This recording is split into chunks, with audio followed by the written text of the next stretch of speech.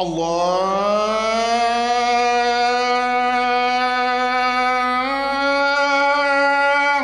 أكبر الله أكبر الله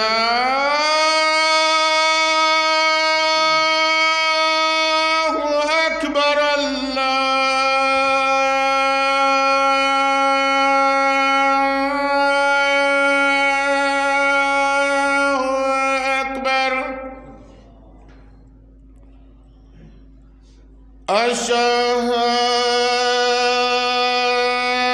أشهد أن لا إله إلا الله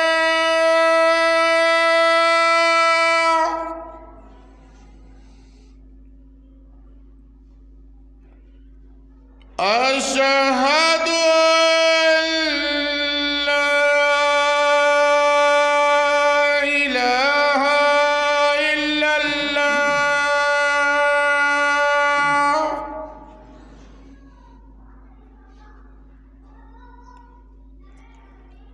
أشهد أن محمدًا رسول الله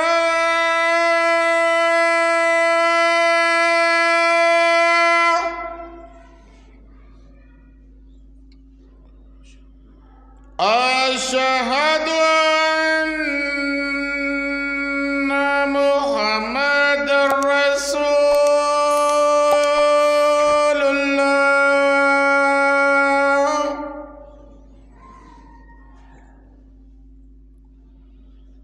حي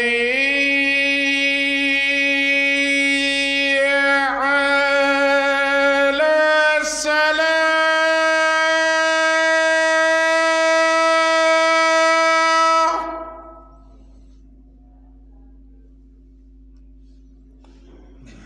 حي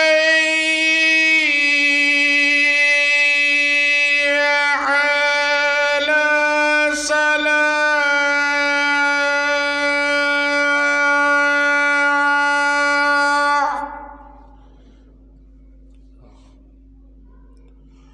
حي على الفلاح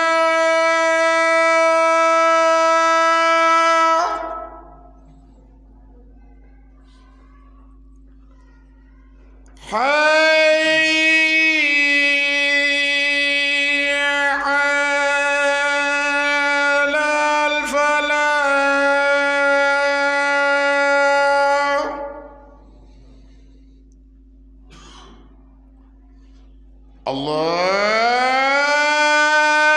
الله أكبر الله أكبر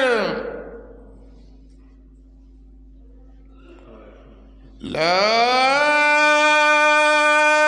إله إلا الله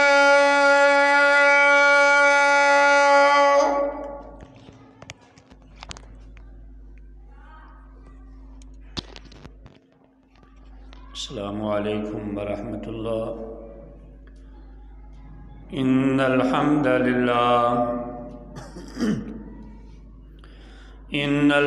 للہ نحمده ونستعینه ونستغفره ونؤمن به ونتوکل علیہ شرور انفسنا ومن سیئات اعمالنا من يهده الله فلا مضل له ومن يضلله فلا هادي له ونشهد أن لا إله إلا الله وحده لا شريك له ونشهد أن محمدًا عبده ورسوله شهادة تكون للنجاة وسيلة ولرفع الدرجات عليه كفيلا أما بعد فإن أصدق الكلام كلام الله وأحسن الهدي هدي محمد صلى الله عليه وسلم وشر الأمور محدثاتها وكل محدثة بدعة وكل بدعة ضلالة وكل ضلالة في النار أرسله الله تعالى بالحق بشيرا ونذيرا وداعيا إلى الله بإذنه وسراجا منيرا. قال الله تبارك وتعالى في شان حبيبه إن الله وملائكته يصلون على النبي يا أيها الذين آمنوا صلوا عليه وسلموا تسليما. اللهم صل على محمد وعلى آل محمد كما صليت على إبراهيم وعلى آل إبراهيم إنك حميد مجيد. رب اشرح لي صدري ويسر لي أمري واحلل عقدة من لساني يفقهوا قولي. رب زدني علما سبحانك لا علم لنا إلا ما علمتنا إنك أنت العليم الحكيم. اللهم انفعنا بما علمتنا وعلمنا ما ينفعنا وزدنا علما. أما بعد فأعوذ بالله السميع العليم وبذاته القديم وبوجهه الكريم من الشيطان الرجيم. بسم الله الرحمن الرحيم. اقترب للناس حسابهم وهم في غفلة معرضون ما يأتيهم من ذكر من ربهم محدث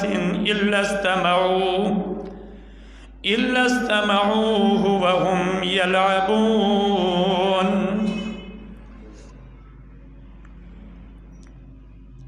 تمام قسم کی حمد و تعریف، تمجید و تقدیس،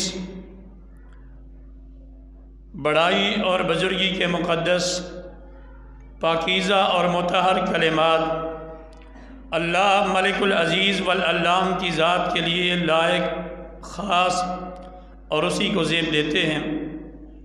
بے شمار انگنت لا تعداد درود و سلام ہو اس ہستی اقدس و مقدس پر کہ جن کا نام نامی اسم گرامی محمد اکرم صلی اللہ تعالی علیہ وآلہ واصحابہ وبارک وسلم ہے.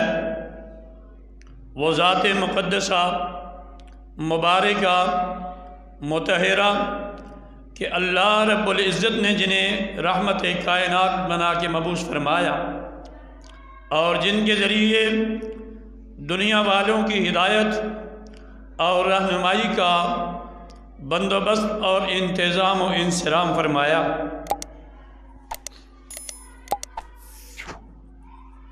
رسول اللہ صلی اللہ علیہ وسلم کی حدیث ہے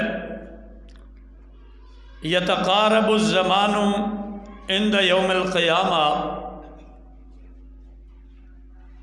قرب قیامت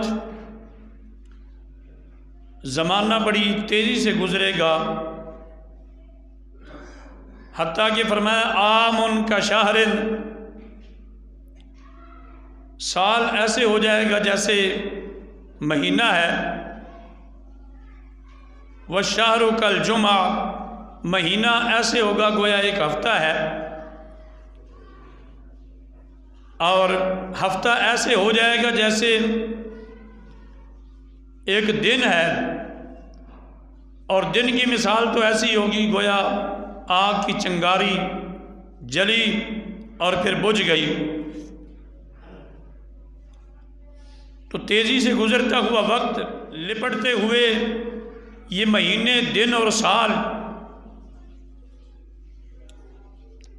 قرآن نے دوسری جگہ ذکر کیا وَتِلْكَ الْأَيَّامُ نُدَاوِلُهَا بَيْنَ النَّاسِ، ہم ان دنوں کو، ایام کو پلٹتے چلے جا رہے ہیں لوگوں کے درمیان، اور اللہ نے فکر دلائی لوگ کوئی سالگرہیں منانے میں لگا ہوا ہے، زندگی کے مہینے اور سال کم ہو رہے ہیں، ہر آنے والا دن گویا ہمیں آخرت کے قریب تر کرتا چلا جا رہا ہے۔ کل ما ہوا آت فہو قریب، ہر وہ دن جو آنے والا ہے وہ قریب ہی قریب ہے۔ لہذا اللہ نے فرمایا اقترب للناس حسابهم وهم فی غفلۃ معرضون، لوگوں کا حساب قریب آ چلا اور وہ غفلت میں منہ پھیرے ہوئے ہیں۔ اللہ نے فرمایا یوم یجعل الولدان شیبا، ایک ایسا دن آنے والا ہے کہ بچوں کو بوڑھا کر دینے والا دن۔ گزرتے ہوئے مہینے، دن، ہفتے گویا کہ آخرت سے ہمیں قریب تر کرتے چلے جا رہے ہیں۔ ما یاتیہم من ذکر من ربہم، نہیں آتی لوگوں کے پاس کوئی بھی نصیحت ان کے رب سے، محدث، اچانک کوئی نہ کوئی واقعہ رونما ہوتا ہے، نصیحت کا پیغام آتا بھی ہے، الا استمعوہ، کوئی بھی ایسی نصیحت نہیں آتی مگر لوگ اسے سنتے ہیں، وَهُمْ يَلْعَبُونَ، اس حال میں کہ کھیل تماشے کے ساتھ پھر اڑا دیتے ہیں۔ اللہ نے دوسرے مقام پہ فرمایا اولا یرون انہم یفتنون فی کل عام مرتن او مرتین، کیا لوگ اتنا بھی غور نہیں کرتے کہ ہر سال انہیں ایک یا دو مرتبہ ضرور آزمایا جاتا ہے؟ اولا یرون انہم یفتنون فی کل عام مرتن او مرتین، ہر سال میں ایک یا دو بڑی آزمائشیں ضرور لوگوں کو ان سے پالا پڑتا ہے، دیکھتے بھی ہیں، پھر ثم لا یتوبون، کیا وجہ ہے پھر توبہ کیوں نہیں کرتے؟ فرمایا لاہیتن قلوبہم، ایسے لوگوں کے دل ہی بے فکر ہو چکے، بے پرواہ ہو چکے۔ قرآن نے دوسری جگہ فرمایا کلا بل ران علی قلوبہم ما کانوا یکسبون، ہرگز نہیں بلکہ زنگ ہیں، زنگ جو دلوں کو سیاہ کر گئے، دلوں کو کھا گئے۔ اللہ فرماتا ہے افلا یتدبرون القرآن ام علی قلوب اقفالها، کیا ہو گیا ہے لوگوں کو کہ قرآن میں غور و فکر کرتے ہی نہیں، قرآن سے سبق لیتے ہی نہیں، سمجھنے نصیحت کے قریب آتے ہی نہیں۔ ام علی قلوب اقفالها، یا ان کے دلوں کو تالے لگ چکے ہیں۔ قرآن جو زندگی بخشنے والی کتاب تھی، اس کتاب خدا کو لوگوں نے صرف مردے بخشوانے کے لیے رکھ چھوڑا ہے۔ جو زندگی دینے والی کتاب تھی، ہم نے اس قرآن سے صرف سیکھا بھی تو مرنا سیکھا۔ اللہ کے پیغمبر صلی اللہ علیہ وسلم نے فرمایا قرآن کی چند صورتیں ایسی ہیں جنہوں نے مجھ محمد صلی اللہ علیہ وسلم کو بوڑھا کر دیا ہے۔ اللہ نے مجھ پہ سورہ واقعہ کو نازل فرمایا ہے، اللہ نے مجھ پہ سورہ کورت کو، سورہ انفطار کو نازل فرمایا ہے، لہذا ان صورتوں میں آنے والے حقائق اور واقعات نے میری زندگی کی رونقیں پیغمبر فرماتے ہیں چھین لی ہیں۔ لاہیتن قلوبہم واسر النجو الذین ظلموا، لوگوں کے دل بے پرواہ ہو گئے، بے فکر ہو گئے، سرگوشیاں کرتے ہیں وہ لوگ جنہوں نے ظلم کیا۔ حل ھذا الا بشر مثلکم، پیغمبر کے بارے میں، پیغمبر کی ذات کے بارے میں کہ چھوڑو اس کے پیغام کو کیا لینا، اس کی نصیحت کو کیا لینا، یہ تو تمہارے جیسا بشر ہے۔ افتأتون السحر وانتم تبصرون، قرآن کو جادو کہہ کے، پیغام خدا کو، ان روشن اور بین دلیلوں کو جادو کہہ کے انہوں نے رد کر دیا۔ فرمایا اللہ کہتا ہے افتأتون السحر، کیا تم جادو کو قبول کرو گے، وانتم تبصرون، اس حال میں کہ تم دیکھتے بھی ہو۔ جبکہ اللہ سبحانہ وتعالی ڈراتا ہے لوگوں، یا ایھا الناس اتقوا ربکم ان زلزلۃ الساعۃ شیء عظیم، اللہ نے ڈرایا اے جمیع انسانیت۔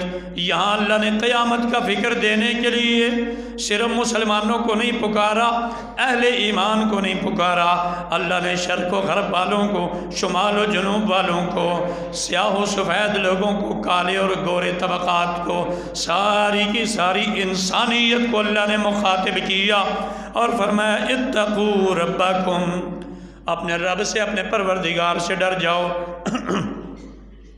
ان زلزلۃ الساعۃ شیء عظیم، یقیناً قیامت والا زلزلہ اور قیامت کی کھڑکھڑاہٹ بڑی ہولناک ہے۔ ان زلزلۃ الساعۃ شیء عظیم یوم ترونها تذہل کل مرضعۃ عما ارضعت۔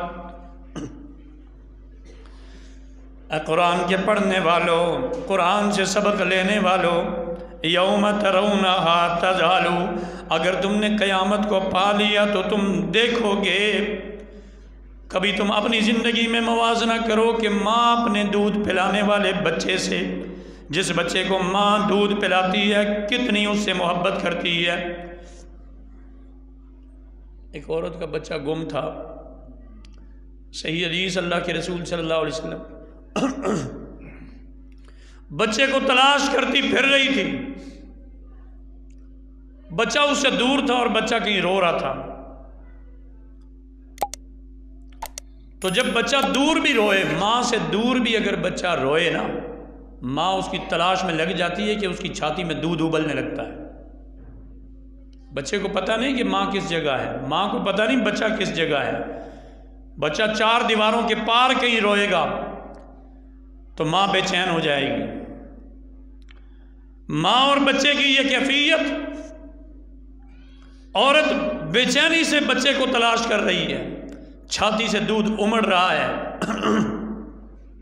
جب تک اسے بچہ ملا نہیں، اسے دودھ اس نے پلایا نہیں، سینے سے چمٹایا نہیں، ماں کو سکون نہیں آیا۔ تو قرآن کہتا ہے یوم ترونها تذہل کل مرضعۃ، قیامت کا دن ایسا ہولناک دن ہوگا کہ دودھ پلانے والی مائیں اپنے شیر خوار بچوں کو بھول جائیں گی۔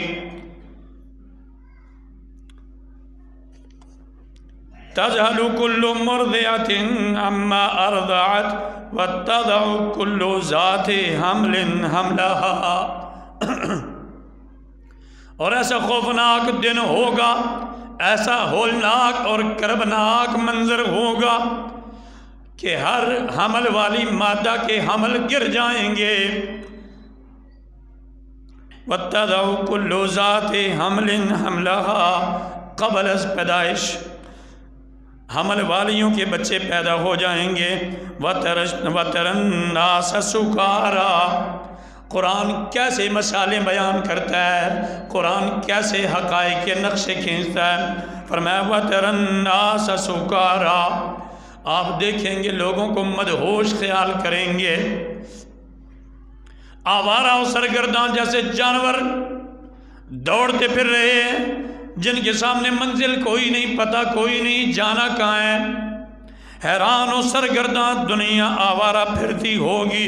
وَتَرَى النَّاسَ سُكَارَىٰ وَمَا هُمْ بِسُكَارَىٰ، آپ لوگوں کو مدہوش خیال کریں گے، بے ہوش سمجھیں گے، لیکن حقیقت میں لوگ نشے میں نہیں ہوں گے۔ کوئی نشہ نہیں ہوگا، کوئی سکران نہیں ہوگا، کوئی غنودگی نہیں ہوگی، کوئی پاگل پن نہیں ہوگا۔ دیکھنے میں تو پاگل پن اور جنونی کیفیت نظر آئے گی، لیکن حقیقت یہ ہوگی وَلَٰكِنَّ عَذَابَ اللَّهِ شَدِيدٌ، لیکن وجہ یہ ہے، اللہ فرماتا ہے میرا عذاب ہی اتنا سخت ہوگا۔ فرمایا وَنُفِخَ فِي الصُّورِ فَصَعِقَ مَن فِي السَّمَاوَاتِ وَمَن فِي الْأَرْضِ إِلَّا مَن شَاءَ اللَّهُ ثُمَّ نُفِخَ فِيهِ أُخْرَىٰ فَإِذَا هُمْ قِيَامٌ يَنظُرُونَ، سور میں پھونکا جائے گا، اور اس سور میں پھونکنے کی کیفیت کیا؟ اللہ کے رسول صلی اللہ علیہ وسلم نے فرمایا میں دنیا پر کیسے خوش ہو جاؤں جبکہ وہ فرشتہ جس کی ڈیوٹی اللہ نے لگا دی ہے، سور پھونکنے والا فرشتہ جس کی ڈیوٹی اللہ نے لگا دی ہے، وہ سور اپنے منہ میں لیے کھڑا ہے اور کان اس کے اللہ کے آرڈر کی طرف لگے ہوئے ہیں، اذن ربانی، حکم ربانی کی طرف اس کے کان لگے ہوئے ہیں، اور اس نے نفخہ اپنے منہ میں لیا ہوا ہے کہ جب اللہ کی طرف سے ادھر آرڈر ہو اور ادھر وہ پھونک مار دے۔ اللہ فرماتا ہے فَإِذَا نُفِخَ فِي الصُّورِ فَصَعِقَ مَن فِي السَّمَاوَاتِ وَمَن فِي الْأَرْضِ، جب نفخہ پھونک دیا گیا، زمین و آسمان کے درمیان جو کچھ بھی موجود ہے سب کا سب گر جائے گا، ختم ہو جائیں گے لوگ۔ إِلَّا مَن شَاءَ اللَّهُ، ہاں جس کو اللہ چاہے گا وہ نہیں گرے گا، وہ نہیں مرے گا، باقی ساری کی ساری دنیا مر جائے گی۔ محدثین اور مفسرین الا من شاء اللہ کی تفسیر میں کہتے کس کو اللہ نہیں چاہے گا، کون گرنے سے، قیامت کے اس ہولناک نفخے سے کون بچ جائے گا۔ صحیح البخاری کتاب التفسیر، قرآن کا ترجمہ وہی ترجمہ معتبر ہے جو اللہ کے پیغمبر نے کر دیا۔ قرآن کی آیتیں پڑھ کے اگر کوئی امت کے لوگوں کو گمراہ کرنے کی کوشش کرے تو جان لیجئے، اسے بتلائیے کہ آج کیا ہوا ترجمہ قابل قبول نہیں، ترجمہ بھی وہ لیں گے جو اصحاب محمد سے ملے گا، اپنی من مانی تفسیر نہیں ہو سکتی۔ خوارج آئے، سیدنا علی مرتضی رضی اللہ تعالیٰ عنہ کی جماعت سے خارجیوں کا گروہ نکلا۔ یہ لوگ سیدنا علی اور سیدنا امیر معاویہ رضی اللہ تعالیٰ عنہما دونوں کو معاذ اللہ یہ کافر کہتے تھے، اکابر صحابہ کو کافر کہتے تھے جنہوں نے دو حکم مقرر کیے۔ ہوا اصل میں یہ تھا کہ حضرت علی اور امیر معاویہ کی جماعتوں نے اپنی طرف سے دو تاکہ مسلمانوں میں اختلاف مٹ جائے، اپنی طرف سے ایک ایک بندہ دیا تھا۔ انہوں نے کوئی فیصلہ کرنا تھا۔ حضرت ابو موسیٰ اشعری اور عمرو بن العاص دو حکم مقرر کیے تھے۔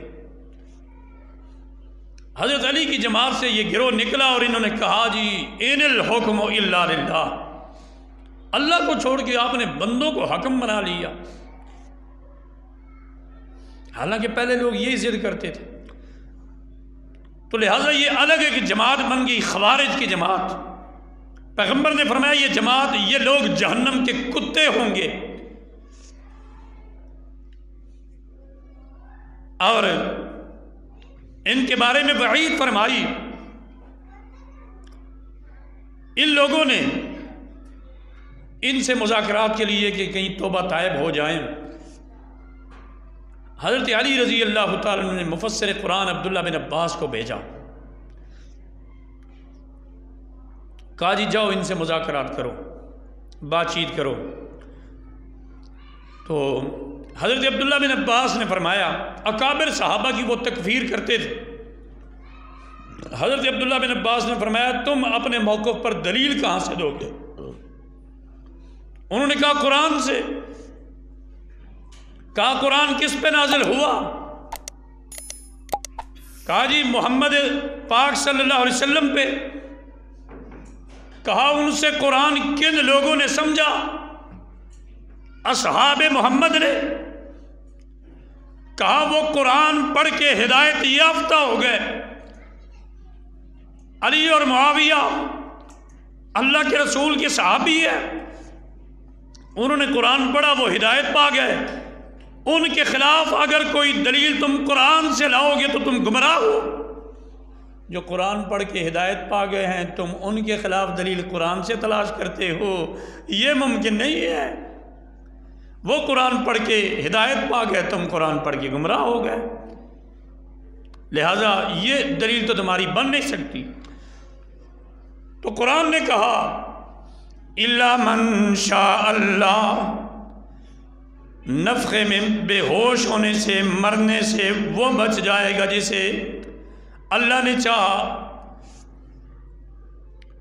تو اب اللہ کی چاہت، پیغمبر اقدس صلی اللہ علیہ وسلم نے فرمایا سیدنا موسیٰ علیہ السلام اس نفخہ اولیٰ سے محفوظ رہیں گے۔ صحیح بخاری کی حدیث، اللہ کے رسول نے فرمایا اللہ نے نفخہ اولیٰ سے موسیٰ علیہ السلام کو محفوظ رکھا ہے، کیونکہ وہ دنیا میں جب انہوں نے اللہ سے اصرار کیا تھا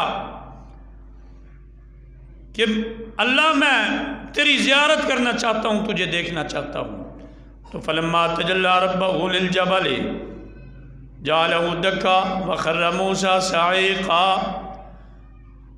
جب اللہ نے اپنے نور کی تجلی پہاڑ پہ ڈالی تھی، سیدنا موسیٰ علیہ السلام نے وہ نور کی تجلی دیکھی اور گر گئے۔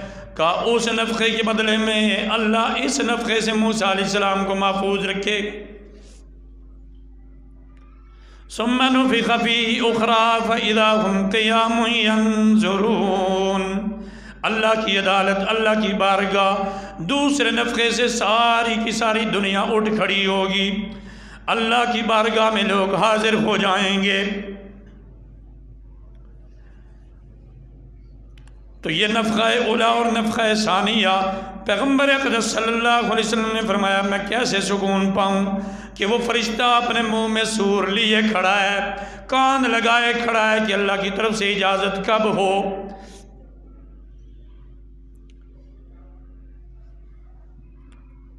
اللہ نے اپنے پیغمبر سے کہا لِيَغْفِرَ لَكَ اللَّهُ مَا تَقَدَّمَ مِن ذَنبِكَ وَمَا تَأَخَّرَ، اللہ چاہتا یہ ہے، اللہ نے فیصلہ کر لیا آپ کے اگلے پچھلے کوئی خطائیں اگر ترک اولیٰ وغیرہ، اس کا معنی یہ ہے پیغمبر کی ذات پر گناہ حرام ہے، گناہ کو حکم ہے پیغمبر کے قریب نہ آئے۔ ہمیں یہ حکم ہے کہ گناہ کے قریب نہ جائیں، گناہ کو یہ حکم ہے پیغمبر کی ذات کے قریب نہ آئے۔ تو پیغمبر کی چھوٹی موٹی غلطیاں، وہ غلطیاں بھی کیا ہے؟ بہتر کام چھوڑ کے ادنا لے لینا، جیسے بدر کے قیدیوں والا مسئلہ۔ تو یہ ترک اولیٰ وغیرہ،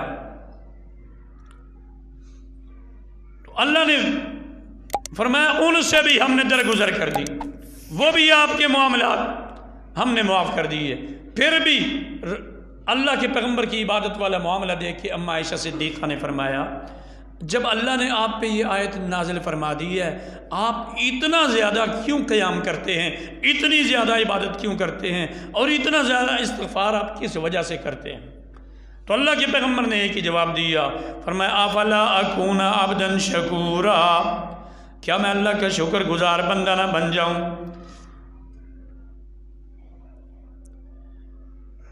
لوگوں کا کثرت استغفار اللہ کی طرف سے پتہ نہیں کتنی آزمائشیں ٹال دیتا ہے۔ اللہ فرماتا ہے اس حال میں کہ لوگ اللہ سے بخشش مانگتے ہوں، اللہ کبھی لوگوں کو ہلاک اور برباد نہیں کرتا۔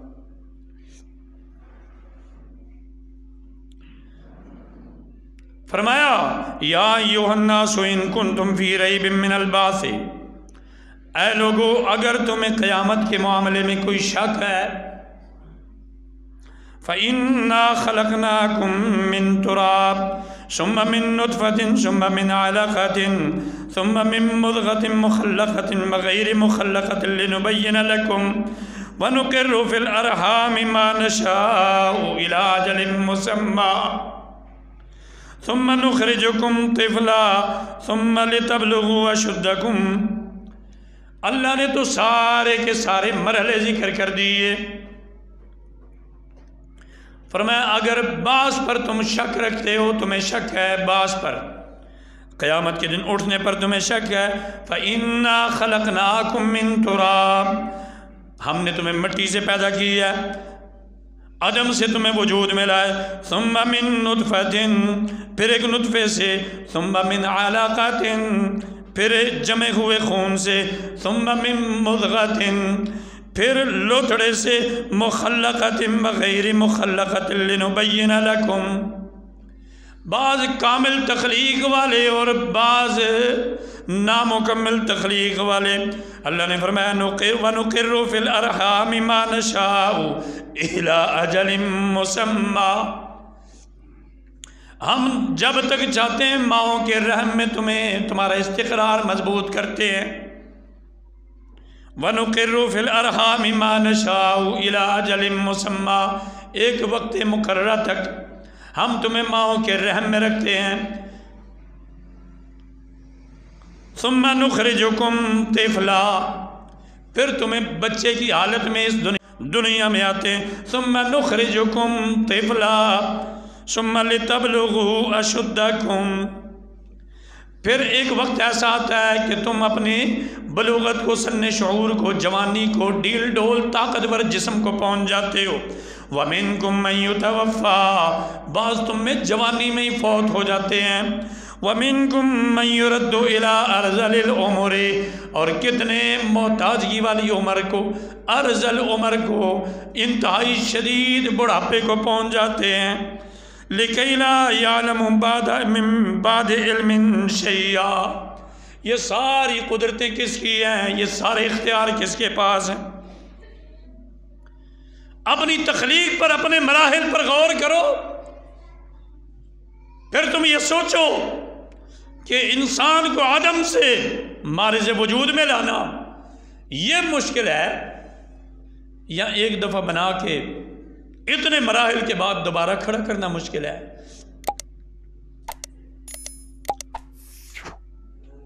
آیا ایک مشرک اللہ کے پیغمبر کے پاس، کوئی قبر کی بوسیدہ پرانی سی ہڈی اس کے پاس ہے، ہاتھوں میں اس نے لی ہوئی ہے، اس کو یوں دونوں ہاتھوں میں بربری ہڈی کو، اس کا بورا نیچے گرتا جا رہا ہے، اور کہتا ہے میں یحیی العظام وہی رمیم، مجھے یہ تو بتلاؤ، تم کہتے ہو قیامت قیامت، حشر نشر، حساب کتاب، مراحل، دنیا میں آنے کا نتیجہ اور انعام، جزا سزا، جنت اور جہنم کے تذکرے کرتے ہو، میں یحیی العظام وہی رمیم، یہ ہڈی جو بورا ہو رہی ہے، پاؤڈر بنتی جا رہی ہے، ان ہڈیوں کو، ان بوسیدہ ہو جانے والی، راکھ بن جانے والی ان ہڈیوں کو کون زندہ کرے گا؟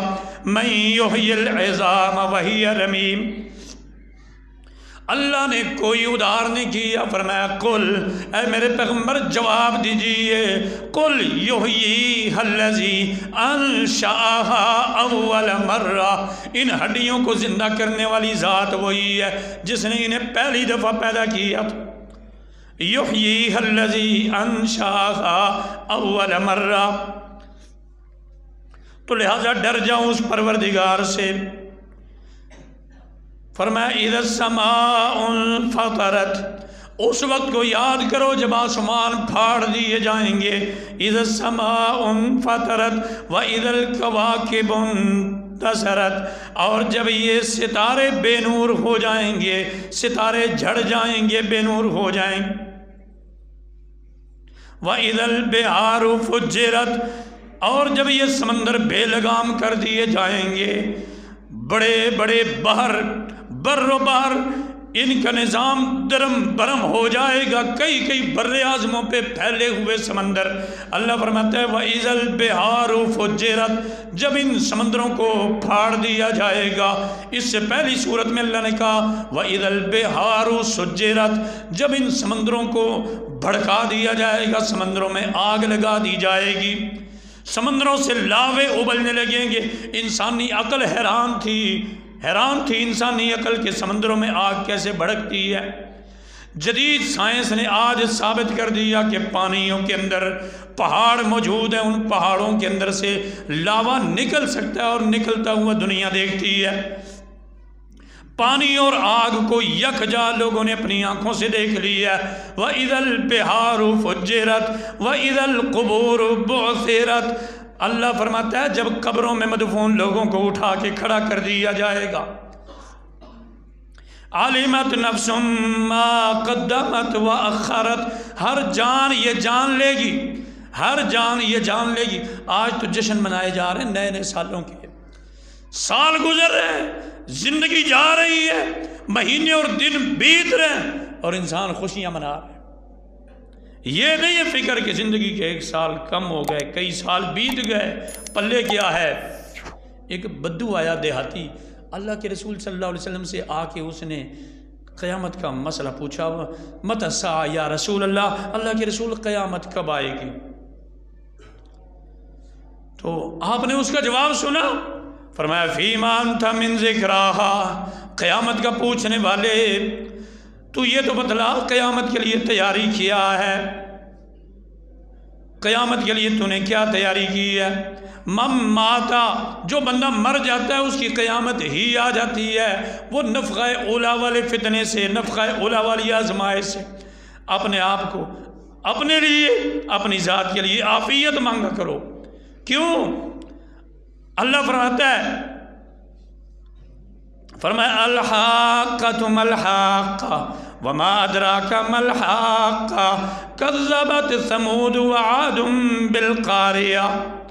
اللہ نے پچھلی قوموں کا ذکر کر کر کے فرمایا یہ ساری قومیں بڑی مضبوط بنتی تھیں، طاقتور تھیں، صنعت و حرفت اس دور کی ان کے پاس تھی، پہاڑ کاٹ کاٹ کے انہوں نے گھر بنا لیے تھے، اپنی قوت پہ طاقت پہ نخوت رکھتے تھے، تکبر کرتے تھے، بڑا گھمنڈ اور غرور تھا، لیکن اللہ فرماتا ہے ہم نے ان کو ملیا میٹ کر دیا۔ پر حق آنے والی قیامت ضرور بے ضرور آ کے رہے گی۔ اللہ نے ایک جگہ فرمایا لعل الساعۃ تکون قریبا، این ممکن ہے وہ قیامت بہت قریب آ چکی ہو۔ پیغمبر نے فرمایا بعثت انا والساعۃ کہاتین، لوگوں میرا آ جانا ہی، کہ آخری نبی کا آ جانا ہی گویا اب قیامت کی نشانی ہے۔ مجھے اور قیامت کو اللہ نے ان 2 انگلیوں کے فاصلے کے برابر بھیج دیا، اب قیامت تک نبی کوئی نہیں آئے گا، صرف میرا پیغام باقی رہے گا اور اس کے علاوہ صرف قیامت ہی اور کچھ نہیں۔ ان الساعۃ لآتیۃ لا ریب فیہا، قرآن بار بار جھنجھوڑتا ہے یقیناً قیامت آ کے رہے گی، اس کے آنے میں کوئی شک نہیں، لہذا تیاری کیجئے، وقت تیاری کا ہے۔ اقترب للناس حسابهم وهم فی غفلۃ معرضون، لوگوں کا حساب، اللہ فرماتا ہے لوگوں کا حساب قریب آ چلا،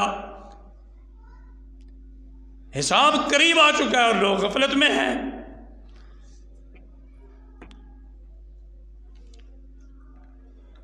اللہ سبحانہ و تعالی ہر مومن کو ایمان و یقین کی وہ بہار نصیب فرمائے کہ اس کی آخرت کا معاملہ آسان ہو جائے۔ مسلمان کی سب سے بڑی کامیابی وہ آخرت کی کامیابی ہے، اور جس نے اپنے مقصد حیات کو پہچان لیا تو وہ یاد رکھے کہ اس کا مقصد اس کی زندگی سے بہت زیادہ اولا عرفہ ہے، بہت زیادہ مقدم ہے۔ مسلمان کی زندگی کا مقصد اس کی زندگی سے بلند ہوتا ہے۔ اللہ سے دعا ہے اللہ ہدایت کی توفیق نصیب فرمائے، قرآن سے سبق لینے کی، ایمان و یقین کی بہار اللہ سبحانہ و تعالی نصیب فرمائے، ہر فتنے کو اللہ تعالی ہماری ذات سے دور رکھے اور کلمے والی سعادت والی موت اللہ نصیب فرمائے۔ وآخر دعوانا الحمدللہ رب العالمین۔